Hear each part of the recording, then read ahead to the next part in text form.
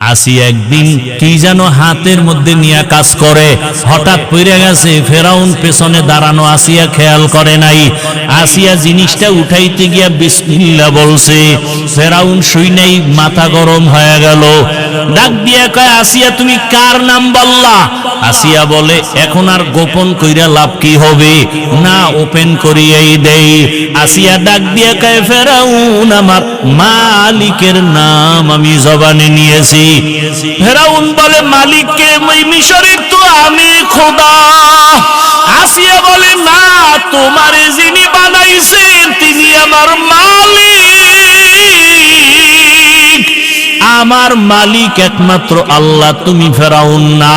ফেরাউন বলে, সর্বনাশ, তুমি যদি আমাকে খোদা না বলো তো আমার খোদাগিরির ভ্যালু নাই। একবার হলেও বলো। আসিয়া বলে, এক বিন্দু না। ফেরাউন বলে, তুমি আমারে কানে কানে বলো। বলে, না, তাও হবে না। আমি যদি আসতে বলি আমার মাওলাকে ফাঁকি দেওয়া যায় না। মিশরের মানুষ তোমারে ফাঁকি দিতে পারে, আমার মালিকরে ফাঁকি দেওয়া অসম্ভব। ফেরাউন এক পর্যায়ে ব্যর্থ হইয়া ডাক দিয়ে, আসিয়া রেডি হও, তোমাকে ফাঁসিতে দেওয়া হবে, শুলিবিদ্ধ করা হবে, তোমাকে দুনিয়া থেকে বিদায় দিব। আসিয়া বলে, ফেরাউন ভয় দেখাইও না, দুনিয়াতে একবার আসছি, একদিন যাব, তবে আমার মালিকের না নিয়ে যাব না। আমার অন্তরে যে মালিকের মহাব্বত, আমার এখন টাকার মহাব্বত নাই, ক্ষমতার মহাব্বত নাই। আমার পরিচয় আমার মালিক, আমার অন্তরে আমার আল্লাহকে জায়গা দিয়েছি। এখন আমার মরিয়া গেল আমার শান্তি, বেঁচে থাকলেও আমার সার্থকতা, আমার কোনো টেনশন নাই। ফেরাউন এক পর্যায়ে ঘোষণা দিয়া দিল, আসিয়ার ফাঁসি হবে, শুলিবিদ্ধ করা হবে। হাজার হাজার মানুষ রেডি হয়ে গেল দেখার জন্য।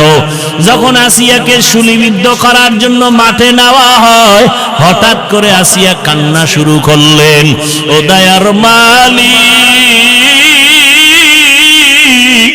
আমি ফেরাউনের কোনো ক্ষতি করি নাই, শুধু আমি তোমাকে আল্লাহ বলে স্বীকার করেছি, তোমারে সেজদা দিয়েছি, আর কিছুই না। আজ আমার ফাঁসি দেওয়া হয়, তুমি আমাকে ধৈর্য ধারণ করার তৌফিক দাও। আসিয়া হঠাৎ তাকায় দেখে রাস্তা দিয়া মুসা নবী হাঁটিয়া যায়। ডাক দিয়া কয়, নবী মুসা, জানেননি আমি আসিয়ার কি হালাত? কয়, জানি, তোমার এখন ফাঁসি হয়ে যাবে। মুসা নবীকে আসিয়া বলে, নবী, আপনি একটু জানতে চাই, দোয়া করবেন, আর এই মুহূর্তে আমার আল্লাহ আমার উপরে রাজি না খুশি? আপনি তো আমার মাওলার সাথে মাঝে মাঝে তুর পাহাড়ে গিয়া কথা বলেন, ওরে আপনি তো কত মজা গ্রহণ করেন। আমারও তো মনে চায় মালিকের কাছে গিয়া কথা বলবো, আমি তো সেই রাস্তা খুঁজতেছি। বলে, মরণের পর্দা ভেদ করিয়া যাও, মালিকের সাথে মোলাকাত হয়ে যাবে। মুসা নবীর কাছে দোয়া চাইলেন, আর জানতে চাইলেন আল্লাহ আমার উপরে বেজার না খুশি? মুসা নবী বললেন, হ্যাঁ আসিয়া, তোমার উপরে আমার মাওলা এখন অনেক খুশি। আসিয়া কথা শুই না আসমানের দিকে তাকাইয়া একটা চিৎকার দিয়া বলে, কালাত রব্বি বিনিলি ইনদাকা বাইতান ফিল জান্নাহ। আল্লাহ কোরআনে ঘোষণা করলেন, আসিয়া যখন ডাক দিছে, ও দয়ার রব মালিক, এত বড় ক্ষমতাধর ফেরাউনের ঘরে থাকিয়াও ক্ষমতার লোভ করলাম না, আরামের বিছানায় ঘুমাইতে দিল না, খাইতেও দিল না।